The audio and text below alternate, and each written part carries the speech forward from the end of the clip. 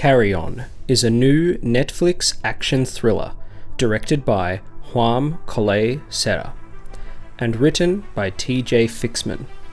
The film stars Taron Egerton, Sophia Carson, Danielle Deadwyler, and Jason Bateman. Its plot follows a young TSA officer who is blackmailed into allowing a nerve agent on board a flight during Christmas Eve. In order to save lives, the officer must outsmart the mysterious traveller. This review will be spoiler-free. I was pleasantly surprised by this. I don't often pay attention to streaming movies as they are often bad to average. They are modern-day TV movies or straight-to-DVD movies. However, Carry On is the perfect streaming movie. Not quite good enough to be in a theatre, but almost too good to be on streaming. It is attracting a lot of viewers, and I'm not surprised. Due to the buzz and the great cast, I decided to check it out. I am admittedly a sucker for these die-hard type stories. It is fun to watch Taron Egerton reluctantly navigate the instructions given to him by Jason Bateman.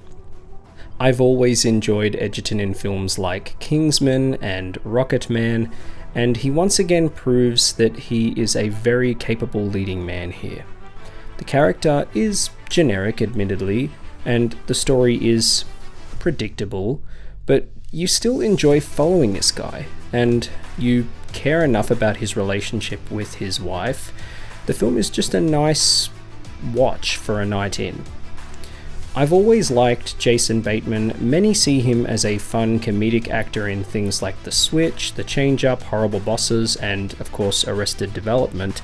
Yes, he is great in those, but if you've seen things like Juno, The Gift, and Ozark, you may share my opinion that drama is where his true talents often lie. Danielle Deadwyler and Sophia Carson also turn in very good performances considering the writing for their characters is thin. Despite the obvious CGI, there is a good action sequence in a car, reminiscent of the church sequence in the first Kingsman. There are actually a few decent action sequences in the airport that offer a bit of tension, and I'm sure it will work well for you if you don't usually watch films like this. It has the typical dull cinematography you expect from a streaming movie, but it is pretty solidly directed. The film is 2 hours long, and it's paced pretty perfectly. It feels more like a 100-minute movie, honestly.